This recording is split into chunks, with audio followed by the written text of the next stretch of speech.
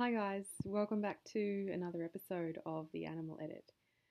Today I wanted to do a pretty quick one it's on the topic of veganism again, but it's specifically about how I managed to keep the strength to not eat dairy and eggs.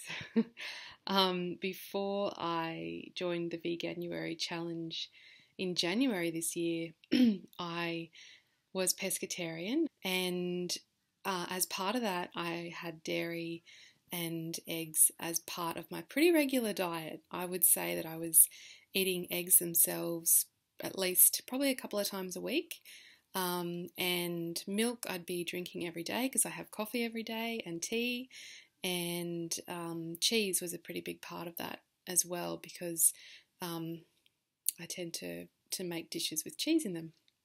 So removing those from my diet has been quite the challenge, not to mention the fact that a lot of packaged products these days have eggs and or some kind of milk derivative in them as well.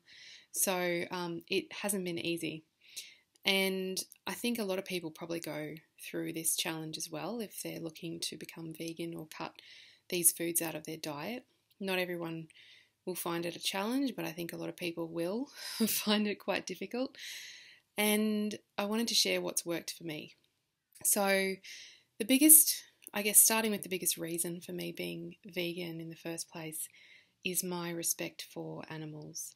I have always loved animals, and I feel that they deserve our compassion and our respect, and that they shouldn't be treated simply as commodities, because I think they're all individuals. They all have their own individual personalities and characters, and that's why I care so much about the impact that my life has on animals, especially when it comes to food. And I think what happened was I started to open my eyes and my ears a little bit about what happens to these animals in these industries that allow us to eat dairy and egg products. And without going into a whole lot of detail, because I'm sure you can either research it yourself or you've been exposed to it in the past, and I'm not about dramatizing anything or scaring anyone into making choices, but for me it was about finding out about what's happening to the cows and the chickens in order to allow us to eat dairy and eggs. But the bottom line is that they're not really treated like individuals or given the respect of having an individual life and a real life.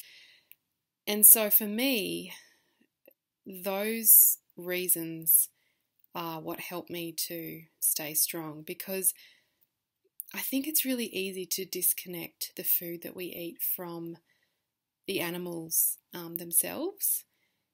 But if you are able to remind yourself when you're craving eggs on toast, as I often do, of where those eggs have come from and what's happened up to that point, and who was responsible, meaning the chickens, for bringing them to that point and what happened to their lives, that's what gives me the strength to not eat those products.